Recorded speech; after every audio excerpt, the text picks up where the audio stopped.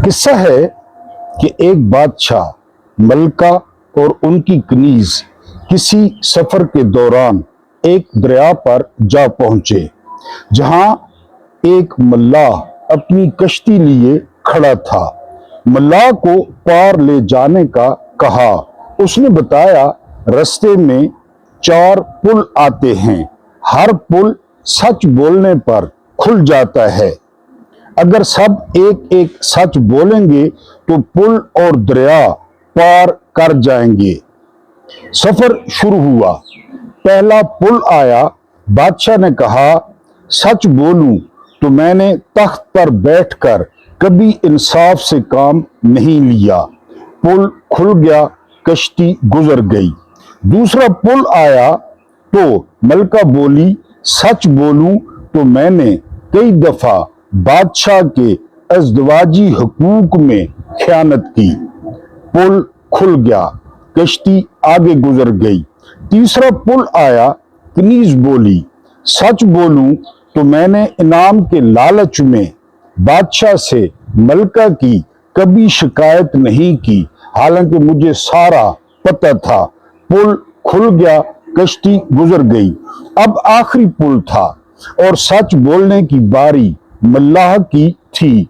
मल्लाह कहता है, सच बोलूं तो इतना यक टोला, इतना बदनीयत और बेईमान टोला मैंने अपनी जिंदगी में पहले नहीं देखा। पुल खुल गया, कश्ती गुजर गई। इतना यक टोला जो हमारे मुल्क पर मुसल्लत है, हमने जिंदगी में नहीं देखा। बिस्मिल्लाहिर्रहमानिर्रहीम।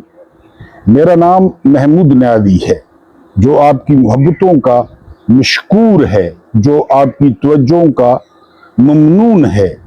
मेरी तरफ से तमाम देखने और सुनने वालों को जो पाकिस्तान में हैं, पाकिस्तान से बाहर हैं, वेरी गुड इवनिंग एंड अस्सलाम वालेकुम वरहमतुल्लाहि वबरकातुहू।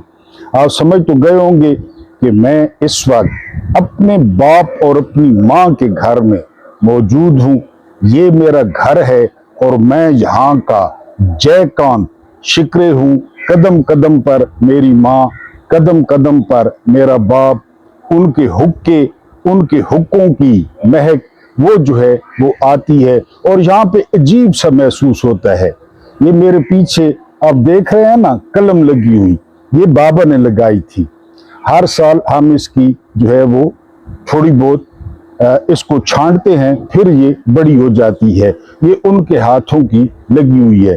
बहरहाल एक दिन के लिए जो है वो गाँव आया मिलने मिलाने के लिए, और इसके अलावा कल इंशाअल्लाह ताला गाँव से ही आपका संडे स्पेशल 2 शख्सियात को डिस्कस करेंगे।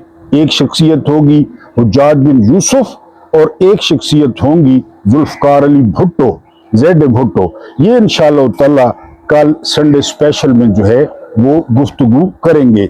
आज हमने कौन से टॉपिक डिस्कस करने हैं? टॉपिक आज हमने डिस्कस करने हैं कि कुछ भी कर लें। जनरल आसिम मुनीर पहले आर्मी चीफ बने, उसके बाद फील्ड मार्शल बने, उसके बाद CDF बने, उसके बाद अगर कुछ और भी बन जाए तो वो सरकारी नौकरी होंगे, सरकारी मुलाजिम होंगे। ये वो चेंज नहीं कर सकते। और इमरान खान अगर वो जुमान पार्क में हो, बनी गाला में हो, कोट लखपत में हो, पटियाला में हो, अटक में हो, वो मालिक ही रहेंगे। और उन्होंने 8 फरवरी 2024 को साबित किया कि वो मालिक हैं, लोग उनके साथ हैं। तबाही के जितनी भी पाकिस्तान में तबाही आई, चाहे वो मुआशी है, चाहे वो सियासी है, चाहे वो समाजी है, चाहे वो मुआशरती है, उसके जिम्मेदार जनरल आसिम मुनीर हैं। और इसका इकरार बार बार वो अर्दली शहबाज शरीफ करता है और हाकिम अली जरदारी का जो लौंडा है या बेटा है आसिफ अली जरदारी, वो भी करता है। बदबूदार निज़ाम से जो बगावत है वो फर्ज है। जिस निज़ाम का, जिस बेरहम निज़ाम का हम सामना कर रहे हैं, ये ज्यादा नहीं चलेगा। यानी ठीक है, ताकत है, बंदूक है, टैंक है, जहाज है, लेकिन इस निज़ाम ने ज्यादा नहीं चलना। फिर ठरक ठरकी और हुकूमतें, कुछ आपको हवाले देने हैं, यानी आपको अनकही बातें बतानी है कि इस ठरक में, चाहे वो जो है ना वो हेलन ऑफ ट्रॉय हो। आपने फिल्म देखी है हेलन ऑफ ट्रॉय? अगर नहीं देखी तो लाजमी देखें, बहुत ज्यादा फिल्में बनी हैं हेलन ऑफ ट्रॉय। जहांगीर की नूर जहान हो, उस पे आपने जो है अनारकली हो, रजिया सुल्ताना हो या फिर क्लियोपेट्रा हो, ये ठरक, ठरकी और हुकूमतें ये क्या करती हैं, आज इस पे डिस्कस करेंगे। लेकिन सबसे पहले जो है वो हमने डिस्कस करनी है खबरें, बुलेटिन हमने डिस्कस करना है। इस्लामाबाद जो है वो मुफाहमत का वाहिद रास्ता है, ये कहता है पाकिस्तान, पाकिस्तान का दफ्तर खारजा। तो अगर मुफाहमत का ये वाहिद रास्ता है तो आपकी अपनी स्टैंडिंग क्या है, आपकी अपनी औकात क्या है कि जी उस रास्ते पर चलें और जो है वो मुफाहमत यानी ईरान, अमेरिका, सऊदीया, इसके अलावा यमन, दोबारा ना वो इस रास्ते पर चलेंगे, वो अपने मतलब और अपने मकसद के तहत जो है वो चलते रहेंगे। पाकिस्तान की अगर कोई हैसियत होती तो कान से पकड़ के दोनों को मेज पे बैठाता कि जिन बातों पे इत्तेफाक हुआ था उन बातों पे चलो। लेकिन जाहिर है दूसरी खबर है कि शहबाज शरीफ और आसिफ अली जरदारी के दरमियान मुलाकात हुई है। ठीक हो गया जी। मुलाकात में क्या डिस्कस हुआ है, ये जंग अखबार कह रहा है कि मुलाकात में डिस्कस हुई है दहशतगर्दी। अब आप अंदाजा करें कि इन दो लानतियों का दहशतगर्दी से क्या लेना देना। ये यकीन करें, मैंने आपको पहले भी बताया कि जब बंद कमरों में बैठते होंगे ना तो ये एक दूसरे के हाथ पे हाथ मारते होंगे कि ऐसी चे कौम, ऐसी फे कौम वो हमें मिली है, और हम वो हंसते होंगे। एक हंसता होगा कि मैं इस कौम का वजीर आजम हूं, और एक हंसता होगा कि मैं इस कौम का दूसरी दफा सदर हूं, जो पूरी दुनिया में बीवी के कातिल के तौर पे मशहूर है, जो पूरी दुनिया में मिस्टर 10% के नाम से मशहूर है। बहरहाल इन्होंने दहशतगर्दी डिस्कस की है। एक बार फिर लंबा झूठ छोड़ा है डोनाल्ड ट्रंप ने। डोनाल्ड ट्रंप कहते हैं कि हो सकता है मैं अबनाए हुर्मुज को जो है वो अमरीकी इलाका करार दूं।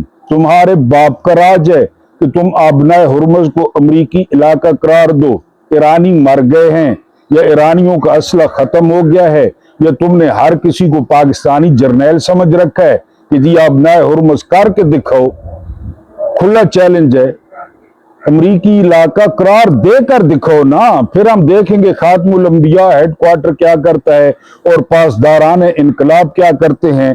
बहरहाल एक बार फिर जो वो झूठ बोलता है, जो वो आपको पता है फौजरी करता है, वही। अब हम बड़ा अहम मसला है, ये आपको भी दरपेश होगा, ठरक, ठरकी और हुकूमतें। जितनी ठरक मैंने बरसगीर पाक व हिंद में देखी, दुनिया में कहीं नहीं देखी। यहाँ के मर्द राह चलते औरतों पर ऐसी घूरी डालते हैं कि शायद एक्सरे मशीन भी वो न कर सके।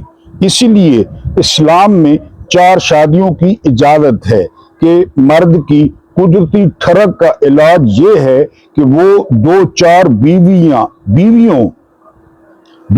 बीवियां रखकर वैसे ही इस काबिल नहीं रहेगा कि इधर उधर नजरें घुमाए, मासवाए बद किरदार शख्स के जो आदतन मजबूर है। ठरक के चक्कर में मुल्क तबाह हो जाते हैं। हेलन ऑफ ट्रॉय से लेकर क्लियोपेट्रा से लेकर लेडी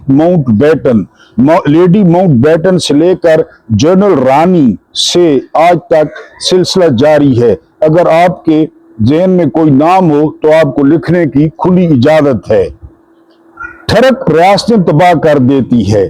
बरसगीर की तकसीम में नाइंसाफी, जिसके नतीजे में लाखों मुहाजिरीन मारे गए, जिसके नतीजे में खून की ऐसी लकीर खींची गई कि वो खून का दरिया बन गया।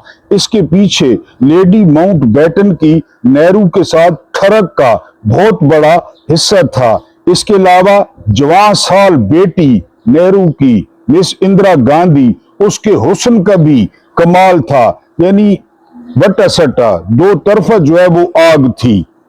याया खान की ठरक को बयान करने की जरूरत नहीं, मुशर्रफ की ठरक को बयान करने की जरूरत नहीं, और किसी की ठरक का क्या जिक्र करना। कहते हैं कि इश्क और मुश्क छुप नहीं सकते, ठरक घर तबाह कर देती है, ठरक कैरियर तबाह कर देती है, ठरक मुआशरे तबाह कर देती है। इसलिए इस्लाम में पाकीज़गी, पर्दे, मर्द और औरत में मुनासिब फासले, नजरों की हिफाजत, शर्मो हया, सख्त सजाएं रखी गईं हैं। इसलिए ज़िना के मुजरिम को सरेआम संसार करने का हुक्म है, रेप के मुजरिम को सरेआम गर्दन उड़ाने की सजा है। इसलिए मैं ईरान के इस्लामी मॉडल को ऐन इस्लाम समझता हूँ, जहाँ पर्दे और मुनासिब फासलों का एहतमाम किया जाता है। फिक्के से आपको जितने इख्तिलाफात हों, अकायद से आपको जितने इख्तिलाफ हों, ये वो बात डिस्कस नहीं हो रही, लेकिन ईरान तनासुब के हिसाब से सबसे ज्यादा खवातीन PhDs भी पैदा करता है। पर्दा कोई ज़ाहिरी इस्लामी संबल नहीं होना चाहिए, बल्कि अखलाकी इक़दार, रवायात और कानून की अमलदारी का अक्स होना चाहिए। ठरक ने क्या क्या किया? ताजमहल आपके सामने है। मैंने आपको ताज़ा तरीन मिसाल दी है बरसगीर की, कि कहा जाता है कि लेडी माउंटबेटन और नेहरू और इसके अलावा तकरीबन 16-17 साल की मिसेस इंदिरा गांधी, ये दोनों इस्तेमाल हुई। रेडक्लिफ जो कि जज था, जाया अफरीदी की तरह या मोइनुद्दीन खान की तरह, उसने जो लकीरें खींची वो आपके सामने है। आज तक कश्मीर आपके सामने है। बहरहाल ठरक जो है वो मजेदार चीज है बरसगीर में, और ये चलता रहता है। हम चलते हैं अगली खबर पे। मेडल्स का जो है वो जुमा बाजार लग गए। 372 शख्सियात को जो है वो कौमी एजाजात दिए गए हैं। इस रजीम की हर चीज झूठी और 2 नंबर है। इसमें मेरा ख्याल है अगर हम बारीक बीनी से जायजा लें तो ऊपर वाले जो 72 लोग हैं शायद वो मेरिट पर आते हों, लेकिन जो 300 लोग हैं वो भोंपू, वो टाउट। साले जाफिर को एजाज मिला है, मेडल मिला है। साले जाफिर ने जब मुशर्रफ ने हुकूमत खत्म की, नवाज शरीफ की, तो इस साले जाफिर ने खबर दी थी कि पूरे वजीर आज़म हाउस के एक कमरे में व्याग्रा पड़ी थी, वहां पे ब्लू फिल्में पड़ी थी, वहां पे स्पेशल बेड पड़े थे। ये साले जाफिर की खबर थी, साले जाफिर की।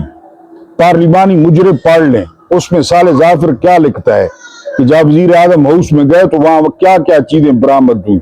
दुनिया का बद तहजीब और बदतमीज आदमी, इसके अलावा नवाज शरीफ का टट पूंजिया, नवाज शरीफ का वॉशरूम साफ करने वाला, ये साले जाफिर, इसको जो है एजाज मिला। ये तो मैंने एक आपको दाना चिखाया है देख का, बाकी 372 लोग कैसे होंगे वो आप जो है वो खुद अंदाजा कर लें। भारत ने आज, भारत का यौम आज़ादी है, हमारी तरफ से भारत को यौम आज़ादी मुबारक हो। लेकिन पता ये नहीं चलता कि एक ही वक्त में ऐलान हुआ था तकसीम का, तो हम 14 अगस्त और भारत 15 अगस्त, इसकी समझ नहीं आती कि ये दरमियान में वक्फा क्यों डाल दिया गया जुड़वा में। बहरहाल जी, उन्होंने सिंध ताश मुआहदे को मुअत्तल रखने का ऐलान किया है कि सिंध ताश मुआहदा मुअत्तल रहेगा। अब हम इंतजार कर रहे हैं शेर जवानों का कि वो कब अपनी तोपें निकालते हैं, कब जेफ थंडर फजा में गरजते हैं, कब F-16 नूर खान एयर बेस से उड़ान भरते हैं, और 4 या 5 डैम जो इंडिया ने हमारे पानियों पर बनाए हैं, क्योंकि अक़वाम मुत्तहिदा कहता है कि पानी का बंद करना वो एक्ट ऑफ वॉर है। तो उनको कब उड़ाते हैं, या सारा गुस्सा इमरान खान पे निकालना है, या सारा गुस्सा जो है वो PTI पे निकालना है, इसका पता चल जाएगा बहुत जल्द।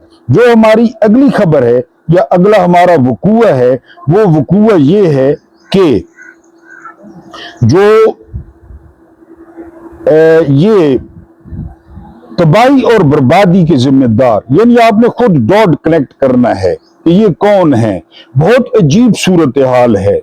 शहबाज शरीफ हर तकरीर में आसिम मुनीर की तारीफ करते हैं, अता तारड़ हर तकरीर में आसिम मुनीर की तारीफ करते हैं, मोहसिन नकवी हर तकरीर में आसिम मुनीर की तारीफ करते हैं, उसके अलावा एहसन इकबाल हर तकरीर में आसिम मुनीर की तारीफ करते हैं, जबकि बिलावल زرداری اور آصف علی زرداری بھی اپنی تقریروں میں عاصم منیر کی تعریف کرتے ہیں، جبکہ دوسری طرف اگر دیکھا جائے تو پاکستان گلوبل ٹیررزم انڈیکس میں پہلے نمبر پر برجمان ہے۔ پہلے برکینا فاسو ہم سے آگے تھا، لیکن پھر پاکستان نے کوشش کی، جدوجہد کی، اب پہلے نمبر پہ دہشت گردی میں وہ پاکستان ہے۔ برکینا فاسو وہ دوسرے نمبر پہ چلا گیا ہے۔ اب یہ لوگ کہتے ہیں کہ ٹیررزم انڈیکس میں نمبر بھی پہلا ہو اور لوگ آ کر یہاں پہ سرمایہ کاری کریں، لوگ آ کر یہاں پہ پیسے لگائیں۔ ٹھیک ہے جی، یعنی یہ دنیا میں دہشت گردی سے سب سے زیادہ متاثر ہونے والا ملک بن گیا ہے۔ ملک کی معاشی صورتحال اس سے بھی بری ہے۔ پاکستان کے کل قرضے اور واجبات 1,00,000 ارب وہ ہو چکے ہیں۔ اب آپ نے ڈاٹ کنیکٹنگ کرنی ہے کہ زرداری کیوں تعریف کرتا ہے، اردلی کیوں تعریف کرتا ہے، اور احسن اقبال کیوں تعریف کرتا ہے۔ یہ اصل تاریخ لکھنے کی کوشش کر رہے ہیں، تاریخی ریکارڈ درست کرنے کی کوشش کر رہے ہیں کہ کل کو ظاہر ہے پہیے تو پھرنا ہے، دن تو پھرنے ہیں، انسانوں میں دن پھرتے رہتے ہیں، تو یہ کہہ سکیں کہ ہم تو پہلے ہی کہتے تھے کہ ہر چیز کے، ہر تباہی کے، ہر بربادی کے جو ذمہ دار ہیں وہ میری جند، میری جان ہیں۔ ہم چلتے ہیں اگلی خبر کی جانب۔ فرانس میں قانون سازی ہوئی کہ 15 سال سے کم عمر کے جو بچے ہیں وہ سوشل میڈیا کو استعمال نہیں کر سکیں گے۔ میکرون کا جو صدر ہیں یہ ماسٹر سٹروک کہا جا رہا تھا، لیکن انہیں اس وقت سبکی کا سامنا کرنا پڑا جب فرانس کی عدالت نے اس قانون کو اڑا دیا۔ ایک تو یہاں سے قانون کی حکمرانی ظاہر ہوتی ہے کہ صدر کے بنائے ہوئے قانون کو اڑا دیا گیا، دوسرا اب عدالت نے اچھا کیا یا غلط کیا اس کا فیصلہ تاریخ کرے گی۔ بہرحال حکومت نے قانون سازی کی تھی سوشل میڈیا کے بارے میں، عدالت نے اس کو ختم کر دیا ہے۔ اب جو بات آپ کے سامنے رکھنی ہے وہ ہے سولت پاشا۔ سولت پاشا صاحب بڑا خوبصورت لکھتے ہیں، خبریں بھی دیتے ہیں۔ وہ کہتے ہیں کہ اگر جبری زبان بندی کر دی جائے جس طرح کے پاکستان میں ہے، ہم تو پھر بھی کوشش کر کے اور تھوڑی بہت دلیری دکھا کے بولتے رہتے ہیں، تو کیا ہوتا ہے؟ یعنی اگر جبری زبان بندی ہو، تالے لگ جائیں تو کیا ہوتا ہے؟ سولت پاشا کہتے ہیں سجدے طویل ہو جاتے ہیں۔ سجدے، کیونکہ ڈاکٹر اقبال نے کہا تھا کہ یہ نادان گر گئے سجدے میں، یعنی الفاظ آگے پیچھے ہو سکتے ہیں، جب وقت قیام آیا، یعنی جب کھڑے ہونے کا وقت آیا تو یہ سجدے میں چلے گئے۔ سجدے طویل ہو جاتے ہیں۔ ہر کوئی اقتدار کی خوشنودی کو اپنی منزل بنا لیتا ہے کہ کسی طریقے سے، یعنی ابھی یوم آزادی کی تقریب ہوئی تو اٹھانے کا مقابلہ تھا۔ شہباز شریف اور زرداری کے درمیان اٹھانے کا نخرے مقابلہ تھا کہ فیلڈ مارشل کے کون اٹھاتا ہے، ایک سرکاری ملازم کے، ایک 22ویں گریڈ کے افسر کے، یہ مقابلہ چل رہا تھا، اور وہ سامنے بیٹھا شیطانی مسکراہٹ کے ساتھ دیکھ رہا تھا۔ اسے بھی پتا تھا کہ یہ جو کچھ میرے بارے میں کہہ رہے ہیں مجھ میں اتنی خوبی ہی نہیں ہے، میں نے تو 12 جماعتیں بھی پاس پتہ نہیں کی تھی یا نہیں کی تھی، کیونکہ او ٹی ایس افسر ہیں، باقی تو کاکول والے 12 جماعتیں پاس کرتے ہیں۔ تو آپ اقتدار کی خوشنودی چاہتے ہیں، اس کے علاوہ آپ سوچنا ختم کر دیتے ہیں۔ پہلے آپ سوچتے ہیں پھر بولتے ہیں، لیکن بولنے پہ پابندی ہے، آپ سوچنا ختم کر دیتے ہیں، آپ سوال کرنا ختم کر دیتے ہیں، آپ شک کرنا ختم کر دیتے ہیں، آپ انکار کرنا ختم کر دیتے ہیں، جس سے جرت و بے باکی ختم ہو جاتی ہے۔ ان ساری باتوں سے جرت اور بے باکی ختم ہو جاتی ہے، جس کے بارے میں ڈاکٹر اقبال نے کہا تھا کہ اللہ کے شیروں کو آتی نہیں روبائی۔ روبائی جو ہے نا وہ لومڑی، کہ لومڑی پان ان کو نہیں آتا۔ جو اللہ کے شیر ہوتے ہیں ان کو جو ہے وہ لومڑی پان نہیں آتا، اللہ کے شیروں کو آتی نہیں روبائی۔ اور ان ساری چیزوں کا نتیجہ کیا نکلتا ہے؟ سہولت پاشا کہتے ہیں کہ ان ساری چیزوں کا نتیجہ یہ نکلتا ہے کہ جو نوجوان نسل ہے وہ ذہنی طور پر معذور اور ذہنی طور پر مفلوج ہوتی ہے۔ اگر آپ نے نہیں دیکھا تو آپ 14 اگست کو دیکھ لیں۔ میں حیران ہوں ان والدین پر جنہوں نے اتنے لمبے لمبے باجے لے کر دیے۔ 2 کروڑ سکولوں سے باہر ہیں، 1 کروڑ مدرسوں میں ہیں، مدرسے والے بھی فرقے والے مدرسے، کوئی کون سا فرقہ کوئی کون سا فرقہ۔ ان باجوں نے جو حال کیا، یعنی جب سے اگست شروع ہوا اور 14 اگست تک، یعنی ہم نے باجے کی لمبائی میں بڑی ترقی کی۔ ہمارے دور میں وہ چھوٹی چھوٹی توتڑیاں ہوتی تھی، ہم انہیں توتڑی کہتے تھے، پھر یہ بڑے ہوتے گئے اور میرے قد جتنے ہو گئے، 2 فٹ 3 فٹ، اس میں ترقی کی۔ اور شاباش ہے ان والدین کو جنہوں نے کھلے چھوڑ دیے کہ جاؤ اور لوگوں کا جینا حرام کرو، جاؤ بیماروں کو تکلیف دو گلی میں۔ ظاہر ہے یہاں پہ بچے پیدا اس لیے کیے جاتے ہیں کیونکہ بڑا جو ہے نا، بڑا وہ گلیاں کرتی ہیں، وہ محلے کرتے ہیں۔ پاکستانی میری بات سمجھ رہے ہوں گے، جس طرح دیسی مرغی کے بارے میں کہا جاتا ہے کہ وہ کھلے عام چگتی ہے، ہر چیزیں کھاتی ہے تو بڑی ٹیسٹی ہوتی ہے، یہاں پہ بھی آپ کا کام ہے پیدا کرنا، جب وہ چلنے کے قابل ہو جائے تو اسے گلی میں چھوڑ دیں۔ اور یہ جو روزانہ واقعات رپورٹ ہوتے ہیں، یعنی اس کے زیادتی کے اور ریپ کے، یہ آپ دیکھ نہیں رہے۔ تو بہرحال والدین کو سلام ہے جنہوں نے ان کو یہ باجے لے کے دیے اور جنہوں نے لوگوں کا جینا جو ہے وہ حرام کیا۔ اب اس نظام کے جو ہے وہ خلاف بغاوت وہ فرض ہو چکی ہے۔ جس طرح یہ نظام پہلے بھی ہم نے پاکستان میں نظام دیکھے لیکن ایسا نظام نہیں دیکھا۔ میں ان پاکستانیوں میں سے ہوں جنہوں نے اس دفعہ جشن آزادی نہیں بنایا، اور اب تو لگتا ہے کہ جب تک حقیقی آزادی نہیں ملتی تب تک شاید دوبارہ کبھی نہ مناؤں۔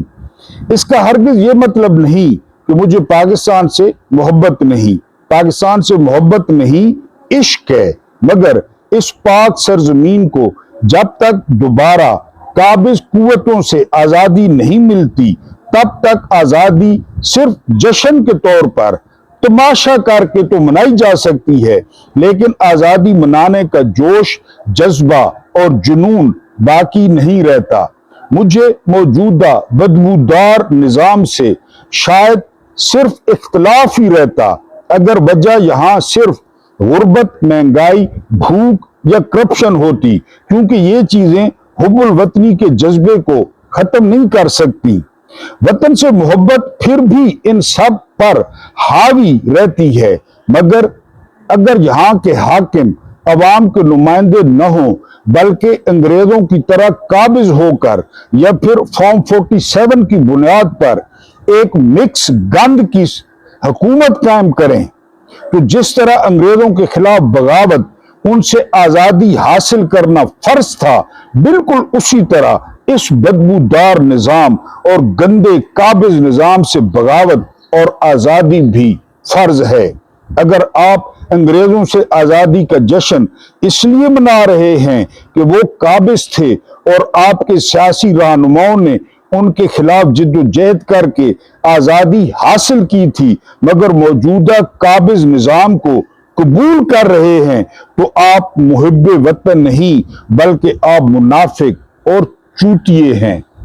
اگر آپ فرق رکھتے ہیں کہ ایسٹ انڈیا کمپنی کی حکمرانی اور تھی اور یہ حکمرانی اور ہے، وہ اور طرح کے قابض تھے، یہ اور طرح کے قابض ہیں، تو پھر آپ اپنی جو ہے نا اس پہ حب الوطنی پہ شک کریں۔ آخری خبر یہ ہے کہ نون لیگ جو یہودی لیگ ہے، نتن یاہو لیگ ہے، ننگی لیگ ہے، اس نے خوب کنجر خانہ سجایا۔ 13 اگست کی رات کو انہوں نے کنجر خانہ سجایا، پھر 14 اگست کی رات کو انہوں نے کنجر خانہ سکھایا۔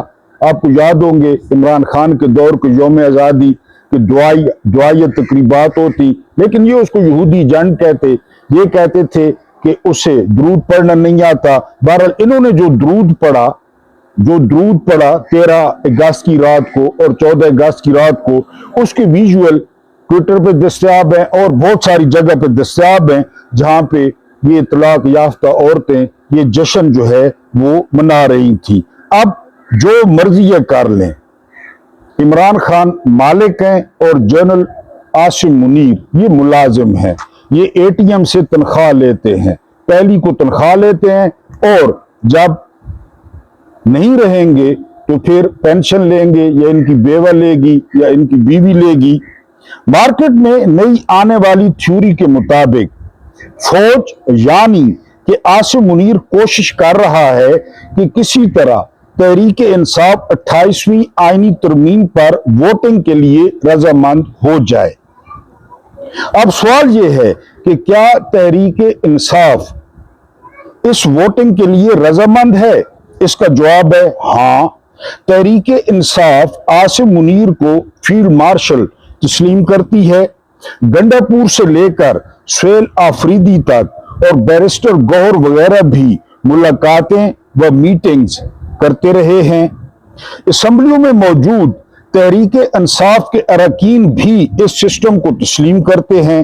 جیسا جنید اکبر نے بتایا کہ ہمیں جعلی انتخابات، محسن نقوی، ڈرون حملوں، فوجی آپریشن اور وغیرہ وغیرہ پر اسمبلی میں بات کرنے کی اجازت نہیں ہے، تو یہ لوگ حکم مانتے ہوئے ایسی کوئی بھی ریڈ لائن عبور نہیں کرتے۔ یعنی تحریک انصاف تو اس آئینی ترمیم کے لیے بھی تیار ہے اور اس پر ووٹنگ کے لیے بھی تیار ہے، لیکن یہاں ایک چھوٹا سا مسئلہ ہے۔ ایک تو یہ تحریک انصاف ہے، ایک اصلی تحریک انصاف بھی ہے، یعنی عمران خان اور اس کے حمایتی عوام و سوشل میڈیا وغیرہ وغیرہ جو اصلی تحریک انصاف ہے۔ اب سوال یہ پیدا ہوتا ہے کہ کیا یہ والی تحریک انصاف اس سسٹم یا اس عاصم منیر کے ساتھ تعاون کرنے کے لیے تیار ہے؟ یعنی عمران خان کو عاصم منیر 6-8 مہینے کی قید تنہائی کے بعد آئینی ترمیم کو ووٹ دینے کے لیے رضامند کروا لے گا؟ اس کا مختصر سا جواب ہے سوال ہی پیدا نہیں ہوتا۔ یہاں ایک اور قابل توجہ امر یہ ہے کہ فوج کو یہ آئینی ترمیم منظور کروانے کے لیے تحریک انصاف کے ووٹوں کی کوئی ضرورت نہیں۔ فوج مختلف ڈکیتیوں اور وارداتوں کی مدد سے تمام ایوانوں میں اپنی کھٹ پتلیوں کو 2/3 اکثریت دلوا چکی ہے، لیکن فوج یعنی عاصم منیر چاہتا ہے کہ اس کی آئینی ترمیم پر، اس کے اقتدار پر، اس کی ان جعلی اسمبلیوں پر تصدیق کی مہر عمران خان لگائے، عمران خان اسے شرف قبولیت بخشے۔ جو کبھی کہتے ہیں نا، کہتے تھے مقبولیت ہے قبولیت نہیں ہے، اب وہ خود قبولیت کے چکر میں ہیں۔ یہی بات جنرل عاصم منیر کی آمد سے لے کر بلکہ اس سے بھی پہلے دہرائی جا رہی ہے کہ بندوق کی نوک پر ڈکیتی تو ہو سکتی ہے، لیکن بندوق کی نوک پر کوئی نظام چلایا نہیں جا سکتا۔ ہم اس لیے کہتے ہیں کہ اس نظام کی ساری طاقت عمران خان کے پاس ہے۔ یہ نظام تب تک آگے نہیں بڑھ سکتا جب تک عمران خان اس کے پلے میں اپنا بوجھ یا وزن نہ ڈالے۔ یہی فوج چاہتی ہے، لیکن اس کا عزم ان جرنیلوں کو روز شکست دیتا ہے۔ عمران خان ایسی کسی آئینی ترمیم پر، ایسے کسی دباؤ پر، ایسی کسی وحشت کے سامنے ہرگز بلیک میل ہو کر اس نظام کو درست تسلیم نہیں کرے گا۔ عمران خان کو ڈرا ہوا دیکھنا جرنیلوں کا خواب رہ جائے گا۔ یہ جرنیل ہمیشہ ملازم رہیں گے، جنرل عاصم منیر ہمیشہ ملازم رہے گا اور عمران خان ہمیشہ مالک رہے گا۔ اور آخر میں عرض ہے کہ ہاں جی، عمران خان مالک ہے، جنرل عاصم منیر سرکاری نوکر ہے، اور یہی حقیقت ہے۔ اللہ پاک آپ کو آسانیاں عطا فرمائے، آسانیاں بانٹنے کی توفیق عطا فرمائے۔ میرا رب کریم آپ کے اور میرے مرحومین کی مغفرت فرمائے، ان کے ساتھ عدل کا نہیں، رحم کا اور احسان کا معاملہ فرمائے. مجھے برداشت کرنے کا بہت بہت شکریہ.